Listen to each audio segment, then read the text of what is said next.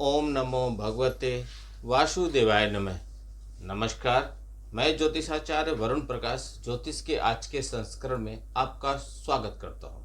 सभी सनातनी परिवार के सभी सनातनी भाई बंधुओं का हमारे चैनल एस्ट्रोलॉजर विथ वरुण प्रकाश में आपका बहुत दिल से स्वागत है। सनातन धर्म, सनातन परिवार से जुड़ी हुई हर एक बात, हर एक जानकारी आप तक पहुँचे, आप तक पहुँचाने का हर एक प्रयास मैं करता हूँ, जिससे आप अपने सनातन धर्म को, अपने धर्म को, अपनी जिम्मेदारियों को, अपने कार्य को, अपने पुण्य कर्म को, अपने अच्छे, अपने बुरे, अपने क्या अच्छा क्या नहीं, क्या करना चाहिए क्या नहीं करना चाहिए, सब कुछ समझें, अपने बारे में समझें, जिससे समाज में आप तरक्की करें, विकास करें। क्योंकि समाज में और धर्म है, मैं नहीं चाहता कि हमारा धर्म किसी भी मामले में पीछे रह जाए। वह तभी संभव है जब आप अपने चीज़ों के बारे में समझेंगे, जानेंगे और उसको पालन करने की कोशिश करेंगे। तो आज का वीडियो मेरा रहेगा आपका। आपने सुना होगा, बहुत वीडियो आपने देख लिया होगा, मैं आपको बता रहा हूँ, बहुत वीडियो आपने देख लिया होगा चैनलों पे कि आप शनि की 7.5 चल रही है बहुत जगह। मैंने कुछ लिख के रखा था तो वो पेपर में ढूंढ रहा था। शनि देव ने गोचर किया है। वैसे 2025 में कुछ बड़े गोचर हुए होंगे जो बहुत समय के बाद गोचर होते हैं। जैसे शनि देव 2.5 साल के बाद गोचर करते हैं, उनका गोचर 2025 में होगा। बृहस्पति देव, राहु और केतु देव जो धीरे धीरे गोचर करते हैं, इन लोग के गोचर का 2025 पे बहुत ज़्यादा प्रभाव पड़ेगा। इन लोगों के गोचर का 2025 में कैसा प्रभाव पड़ेगा आपके ऊपर, आपके राशि के ऊपर, आपके देश के ऊपर, विदेशों में, व्यापार में, आपके स्टॉक एक्सचेंज में, आपका जो भी व्यापार करते हैं लोग, मुंबई स्टॉक एक्सचेंज होता है उन जगहों पे, या कहीं भी भौगोलिक रूप से, प्राकृतिक रूप से कैसा रहेगा, मैं हर एक विषय में बताया हूँ आपको। राजनीतिक रूप से भी बताया हूँ आपको कि क्या प्रभाव पड़ेगा। 2025 में चुनाव होने वाले हैं, इसका क्या प्रभाव पड़ सकता है, इसके बारे में भी मैंने बताया। अब एक बार चुनाव का डेट डिक्लेयर आ जाए, प्रत्याशियों का नाम आ जाए, उनकी कुंडली हमारे पास आ जाए, तो मैं सीटों के नंबर भी आपको बता दूंगा। तो आपका बहुत ज़्यादा समय न लेते हुए मैं आपको बताऊं, जब शनि देव गोचर किए एक राशि से दूसरे राशि पे, तो क्या प्रभाव पड़ेगा आपकी राशि पर, और मैं उस राशि का बहुत सारांश पे बताऊंगा। धन, नौकरी, व्यापार और पैसा, सबसे इंपॉर्टेंट चीज यही है, इसके बारे में बताऊंगा। एक चीज और आपको मैं बता दूं, इस कलयुग में, और कलयुग का जहां तक अभी कलयुग प्रभाव का हो चुका है, आप देख रहे होंगे समाज में कुछ ऐसे ऐसे समाचार सुनने को मिल जा रहे हैं जो किसी भी हद में उचित नहीं है। बहुत ऐसे अनैतिक कृत्य समाज में हो रहे हैं जिसे समाज स्वीकार नहीं कर सकता। पत्नियां अपने पति की हत्या कर दे रही हैं। एक जमाने में पति परमेश्वर हुआ करते थे। मतलब हर तरह से पिता पुत्री का संबंध, मतलब अब मत बोलिए, मेरे से कहा नहीं जा रहा, सुना नहीं जाता ऐसे शब्दों का। कलयुग और अभी तो और चरम पे जाना बाकी है। तो इसमें इस समय जो प्रभाव चल रहा है, इसमें शनि और राहु और केतु, 3 ग्रह को यदि आपने अपने फेवर में कर लिया, उनको प्रसन्न कर लिया, तो समझिए इस कलयुग में आपका बेड़ा पार है। आप अथाह धन दौलत के स्वामी होंगे, सुख सुविधाओं के स्वामी होंगे। तो इसी से संबंधित शनि देव के गोचर के बारे में आपको मैं बताऊंगा। शनि देव के बारे में सभी लोग जानते हैं। शनि देव के नाम पर तो 90% डर का साम्राज्य चलता है, लोग डराते हैं। 7.5 आ गई आपके ऊपर, अब तो आप डूब जाएंगे, मर जाएंगे, कट जाएंगे, पिट जाएंगे, बर्बाद हो जाएंगे, बिक जाएंगे, सब निकल जाएगा आपके यहाँ से। लेकिन ऐसा नहीं है। शनिदेव न्यायाधीश है, न्याय करते हैं। यदि आपने अपराध किया है तो दंड मिलेगा, नहीं किया तो किस बात का डरना। शनिदेव न्यायाधीश के साथ दंड नायक भी हैं। लंबे समय से वह अपनी कुंभ राशि में विराजमान थे, कुंभ राशि के स्वामी थे और कुंभ राशि में ही विराजमान थे। लगभग 2.5 वर्ष कुंभ राशि में विराजमान थे।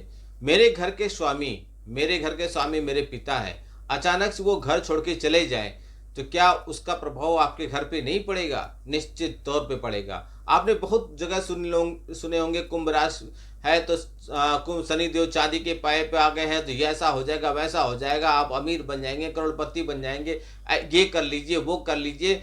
और बहुत ऐसे उपाय लोग बताते हैं धन का, आप ये कर लीजिए, आप धनवान बन जाएंगे। अरे भैया, सभी लोग के पास मोबाइल है आज के ज़माने में, हर जगह इंटरनेट है। दुनिया में बहुत सस्ता प्लान हमारे इंडिया में चलता है इंटरनेट का, सभी लोग देखते हैं, सभी लोग कर करके ना अमीर करोड़पति सब बन गए होते, अगर आपके इतने कहने से कोई हो जाता तो।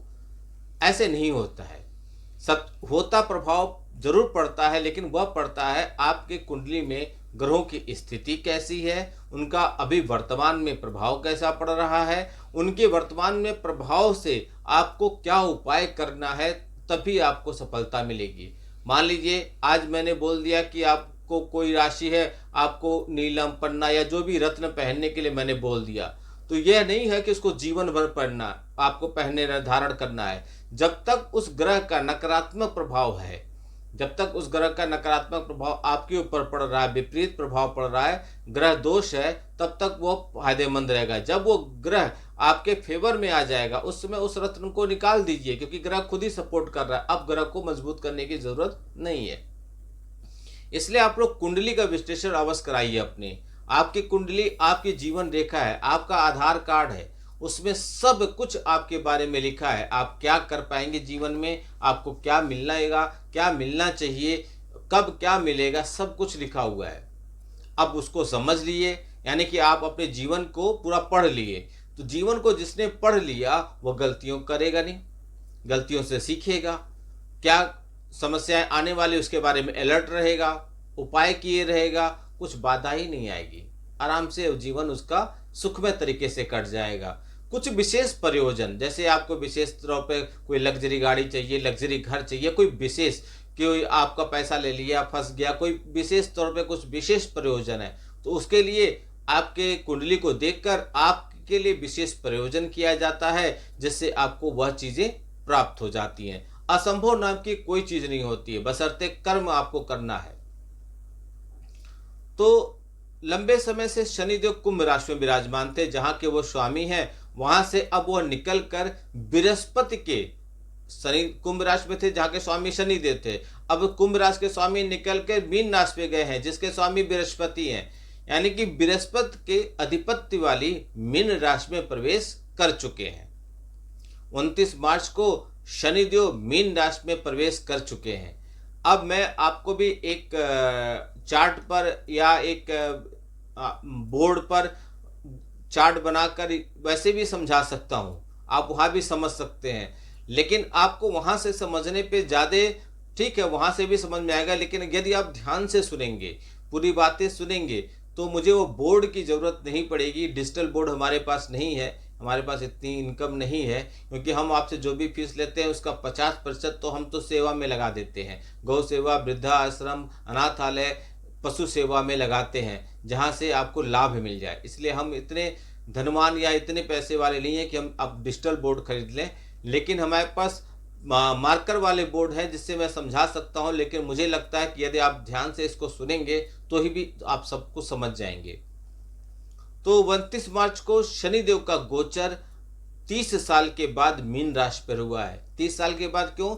जब शनिदेव एक राशि से निकल के फिर दोबारा उसी राशि में आने में 30 वर्ष लगा देते हैं, 2.5 वर्ष वो सभी एक राशियों पर रहते हैं, क्रम से वो आगे चलते रहते हैं। तो कुंभ राशि से निकल के मीन राशि पे चले गए, अब कुंभ राशि में वह शनिदेव 30 साल के बाद आएंगे। तो इस लंबी अवधि तक मीन राशि पे जब शनिदेव रहेंगे, लगभग 2.5 वर्ष तक रहेंगे, तो उसका प्रभाव हर जीवधारियों पर पड़ेगा। मैंने इसके बारे में एक विस्तृत वीडियो बना के दिया है, आप देख लीजिए चैनल पे जाकर। इसीलिए मैं बोलता हूँ चैनल को सब्सक्राइब कर लीजिए, लाइक बटन दबा दीजिए, जिससे आपको हर वीडियो समय पे मिलता रहे। शनि के मीन राशि में गोचर करने से मेष राशि वालों को शनि की 7.5 की प्रथम चरण की शुरुआत हो गई, मीन राशि वालों में द्वितीय चरण की शुरुआत हो गई, और कुंभ राशि वालों को शनि की 7.5 की अंतिम चरण की शुरुआत हो गई है।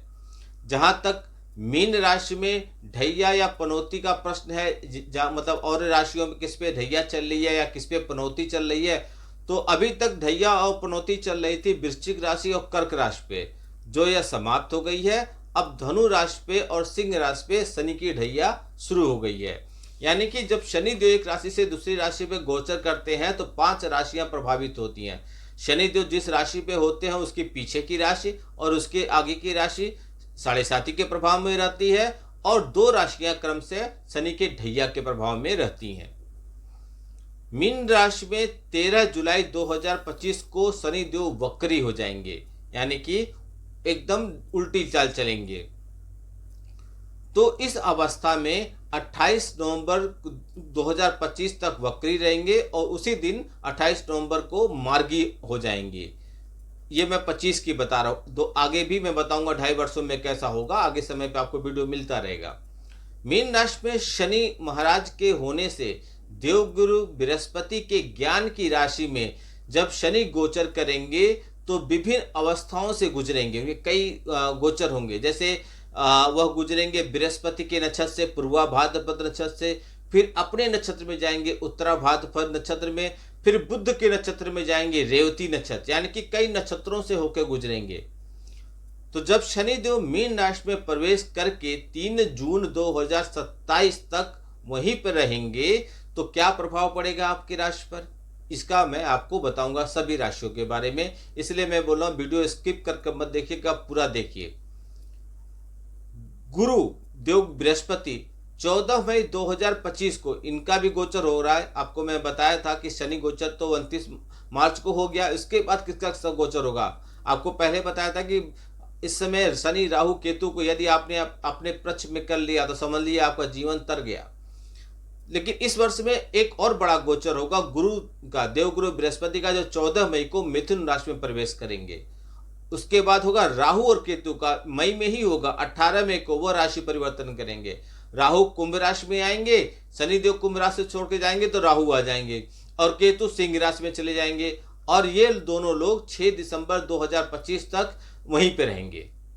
गुरु, राहु और केतु हर राशि पर प्रभाव का जो वीडियो है इसका भी मैंने आपको बताया, शनि का प्रभाव का और गुरु, राहु और केतु का प्रभाव का भी वीडियो मेरे चैनल पे आ चुका है, आप जाके वहां देख सकते हैं। तो अब आप यहां से समझिए कि आपकी राशि पर क्या प्रभाव पड़ेगा शनिदेव के गोचर का।